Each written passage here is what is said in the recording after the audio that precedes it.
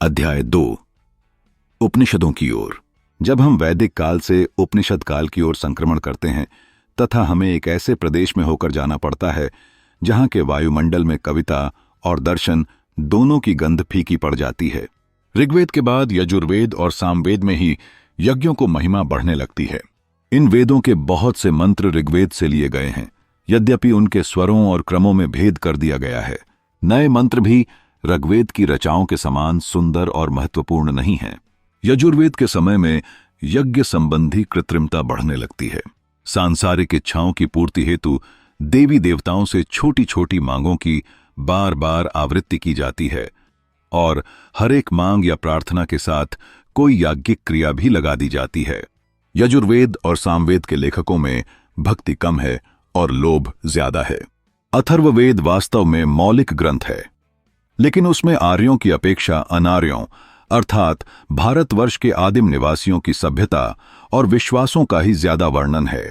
अथर्ववेद के मंत्रों में जादू टोने और मंत्र तंत्र की बातों का बाहुल्य है, परंतु यहां भी आर्यों का प्रभाव स्पष्ट है।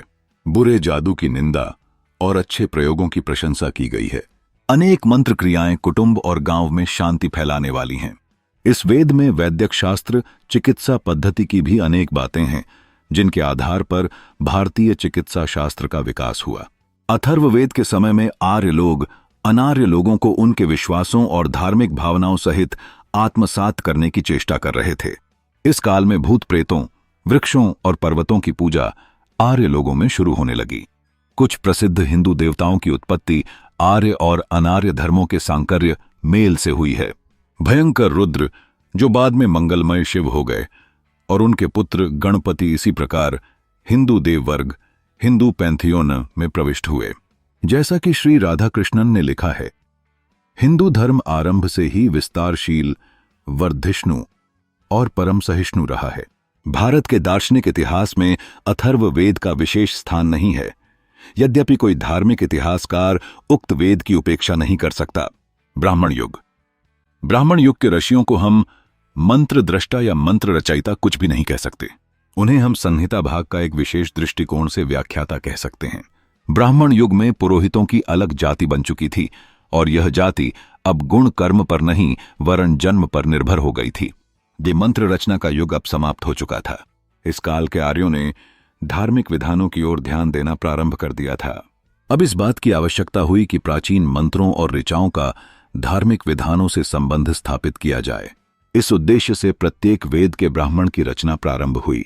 ये सब गद्य में लिखे गए हैं, पर इनकी लेखन शैली में मधुरता, स्वच्छंदता और सुंदरता नहीं है।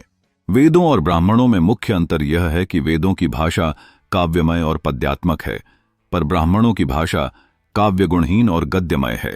यह श्याम सुंदर दास का मत है। कर्म सिद्धांत। ऋग्वेद के समय का भक्ति भाव कम हो चला था। दर्शन और धर्म दोनों से छूटकर आर्यों की रुचि कर्मकांड में बढ़ने लगी थी। ब्राह्मण ग्रंथ यज्ञों की स्तुति से भरे पड़े हैं। याज्ञिक विधानों की छोटी छोटी बातों को ठीक ठीक पूरा करना ही आर्य जीवन का लक्ष्य बनने लगा था। यज्ञकर्ता आर्य और उनके पुरोहित देवताओं की चिंता नहीं करते थे। उनमें आत्म जिज्ञासा की भावना भी नहीं थी और न उन्हें मोक्ष को ही परवाह थी। याज्ञिक क्रियाओं को ठीक ठीक अनुष्ठित करके इस लोक में ऐश्वर्य और अंत में स्वर्ग पा जाना, यही उनका परम उद्देश्य था। ठीक ठीक किए हुए अनुष्ठानों का फल मिलता है। इसमें इस काल के आयों का उतना ही विश्वास था जितना कि किसी आधुनिक वैज्ञानिक का प्रकृति के अटल नियमों में होता है। ब्राह्मण काल के पुरोहितों की दृष्टि में विश्व की रचना, यज्ञों के अनुष्ठान और उनकी फल प्राप्ति इन दो बातों के लिए ही हुई थी। यज्ञ क्रियाओं का फल अनिवार्य है। इस विश्वास का अधिक विस्तृत रूप ही वर्तमान कर्म सिद्धांत है। यह प्रोफेसर सुरेंद्रनाथ दामगुप्त का मत है।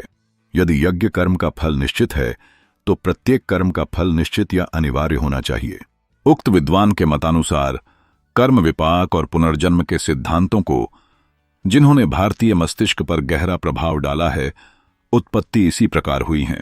वर्णाश्रम धर्म यज्ञों के इस व्यापारिक धर्म के साथ साथ ही ब्राह्मण काल में हिंदू धर्म के कुछ अन्य महत्वपूर्ण सिद्धांतों का भी आविष्कार हुआ। हिंदू जीवन के आधारभूत वर्णाश्रम धर्म का स्रोत यही समय है।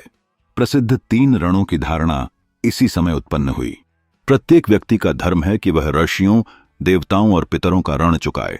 अध्ययन और अध्यापन से प्राचीन संस्कृति की रक्षा करके ऋषियों का ऋण चुकाना चाहिए। यज्ञ करके देवताओं के ऋण से मुक्त होना चाहिए और संतानोत्पत्ति करके पितरों से ऊऋण होना चाहिए। प्रत्येक वर्ण वाले को अपने कर्तव्यों का पालन करना चाहिए। इस विषय में ब्राह्मणों के आदेश वाक्य काफी कठोर हैं। वेदों को न पढ़ने वाला ब्राह्मण उसी प्रकार क्षण भर में नष्ट हो जाता है जैसे आग पर तिनका। ब्राह्मण को चाहिए कि सांसारिक आदर और ऐश्वर्य को विष के समान त्याज्य समझे। प्रत्येक आश्रमवासी को अपने कर्तव्य ठीक ठीक पूरे करने चाहिए। ब्रह्मचारियों को इंद्रिय निग्रह और गुरु की सेवा करनी चाहिए। उन्हें भीख मांगकर भोजन प्राप्त करना चाहिए। गृहस्थ को लोभ से बचना, सत्य बोलना और पवित्र रहना चाहिए। किसी आश्रम वाले को कर्तव्य विमुख होने का अधिकार नहीं है। जीवन कर्तव्यों का क्षेत्र है। इस युग के द्विजों अर्थात ब्राह्मण, क्षत्रिय, वैश्य में ऊंच नीच का भाव नहीं था। इस युग में वैदिक काल के देवताओं की महत्ता का ह्रास होने लगा था। यज्ञों के साथ ही अग्नि देवता का महत्व बढ़ने लगा था। लेकिन इस काल का सबसे बड़ा देवता प्रजापति है। 33 देवता हैं, 34वें देवता प्रजापति हैं। प्रजापति में ही सारे देवता सन्निविष्ट हैं।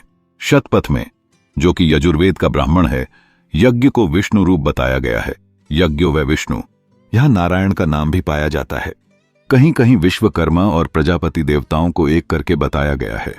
इस प्रकार वैदिक काल में प्रजापति के रूप में एक अद्वितीय देवता का उदय हुआ, जो यज्ञों के महत्व का प्रतीक बना। यज्ञों की संस्कृति में अग्नि की अनिवार्यता के साथ प्रजापति को शीर्ष देवता माना गया। 33 अन्य देवताओं के साथ प्रजापति ने एक गहन धार्मिक और सामाजिक संरचना को जन्म दिया। शतरथ में यज्ञ को विष्णु का स्वरूप प्रदान किया गया, जो यह दर्शाता है कि यज्ञ की प्रक्रिया को केवल धार्मिक अनुष्ठान नहीं बल्कि एक प्रमुख दिव्य घटना के रूप में देखा गया। राधा कृष्णन ने इस युग की व्यापारिक यज्ञ प्रवृत्ति का अत्यंत कड़े शब्दों में वर्णन किया है। वे लिखते हैं कि इस युग में वेदों के सरल और भक्तिमय धर्म की जगह एक कठोर, हृदयघाती व्यापारिक धर्म ने ले ली, जो कि एक प्रकार के ठेके पर अवलंबित था। आर्यों के पुरोहित मानो देवताओं से कहते थे, तुम हमें इच्छित फल दो, इसलिए नहीं कि तुम में हमारी भक्ति है, परंतु इसलिए कि हम गणित की क्रियाओं की तरह यज्ञ विधानों का ठीक क्रम से अनुष्ठान करते हैं। वहीं कुछ यज्ञ ऐसे थे जिनको करने वाला अनुष्ठाता सदैव सर्वतनु स्वर्ग को चला जा सकता था। स्वर्ग प्राप्ति और अमरता यज्ञ विधानों का फल थी, न कि भक्ति भावना का। राधा कृष्णन जैसे चिंतकों ने यज्ञ की व्यापारिक प्रवृत्ति पर आलोचना की। उन्होंने स्पष्ट किया कि इस युग में सरल वेदों के भक्ति धर्म की जगह एक कठोर और व्यापारिक धर्म ने ले ली थी। यज्ञ अब केवल श्रद्धा द्वारा नहीं बल्कि गणितीय कार्यों के अनुरूप अनुष्ठान का विषय बन गया था।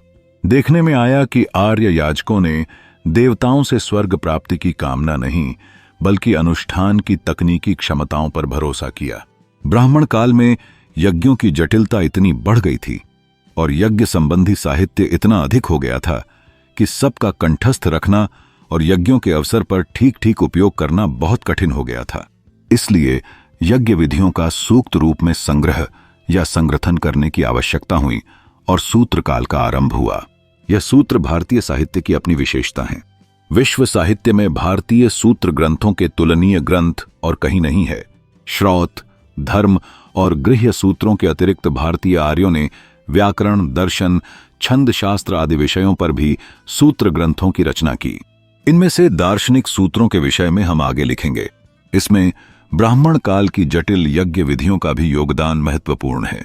यज्ञों की प्रक्रिया में विचारशीलता और प्रक्रिया का संयोजन इतने पेचीदा हो गए कि यज्ञों का आयोजन कठिन हो गया। इसलिए सूक्त रूप में विधियों का संकलन अनिवार्य हो गया, जिससे सूत्र काल की शुरुआत हुई। ये सूत्र ग्रंथ भारतीय साहित्य की विशेषता बने, जिसमें वेदों और दर्शन के अतिरिक्त व्याकरण और छंद शास्त्र भी सम्मिलित थे। इस प्रकार वैदिक काल में धार्मिक अनुष्ठान और यज्ञ केवल आध्यात्मिकता के नहीं बल्कि एक सामाजिक और आर्थिक परिप्रेक्ष्य का भी हिस्सा बन गए। इस युग में प्रजापति की महत्ता केवल उसकी दिव्यता तक सीमित नहीं रही, बल्कि यह भारतीय संस्कृति के विकास में एक महत्वपूर्ण आयाम प्रस्तुत करती है।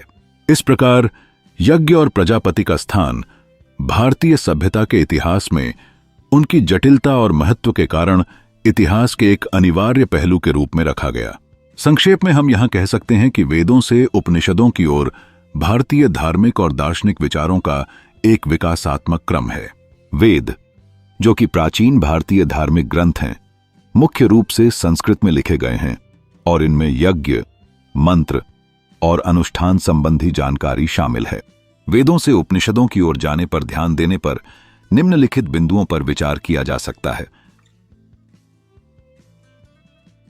वेदीय ग्रंथ। वेदों में 4 प्रमुख ग्रंथ हैं: ऋग्वेद, सामवेद, यजुर्वेद और अथर्ववेद। ये ग्रंथ मुख्यतः धार्मिक अनुष्ठानों, प्रार्थनाओं और यज्ञों के लिए उपयोग में लाए जाते हैं। इनमें सांसारिक इच्छाओं की पूर्ति हेतु संपन्नता, धन धान्य आदि, वीर पुत्र पौत्रादि, युद्धों में विजय और शांति की कामना की जाती थी। उपनिषदों की उत्पत्ति। उपनिषद वेदों के अंतिम भाग में स्थित हैं और इन्हें वेदांत भी कहा जाता है। ये मुख्य रूप से ध्यान, ब्रह्म, आत्मा और मोक्ष, मुक्ति के अद्वितीय प्रतिमानों का गहरा अध्ययन करते हैं। यहां प्रेय मार्ग से श्रेष्ठ श्रेय मार्ग की शिक्षा दी गई है। ज्ञानीयता की दिशा। वेदों में यज्ञ, कर्मकांड, भौ और शास्त्रीय ज्ञान का महत्व है, जबकि उपनिषद आध्यात्मिक ज्ञान की ओर ले जाते हैं। उपनिषदों में ध्यान, योग और साधना के माध्यम से आत्मा की सच्चाई और ब्रह्म के संबंध पर चिंतन किया गया है। दार्शनिक विचार। उपनिषदों में तत्वमसि अहम ब्रह्मास्मि जैसी महत्वपूर्ण उपदेश हैं जो अद्वैत वेदांत के सिद्धांतों को प्रकट करती हैं। यह विचार करते हैं कि मानव आत्मा ब्रह्म से अलग नहीं है। मोक्ष की खोज। उपनिषदों का मुख्य उद्देश्य आत्मज्ञान, आत्मा का ज्ञान और मोक्ष की प्राप्ति है। यह विचार वेदों के कर्मकांड से परे जाकर सत्य की खोज पर केंद्रित है। इस प्रकार वेदों से उपनिषदों की यात्रा एक गहरे दार्शनिक और आध्यात्मिक विकास की ओर अग्रसर है, जो मानव जीवन के उद्देश्य और अस्तित्व के स्वरूप पर विचार करती है।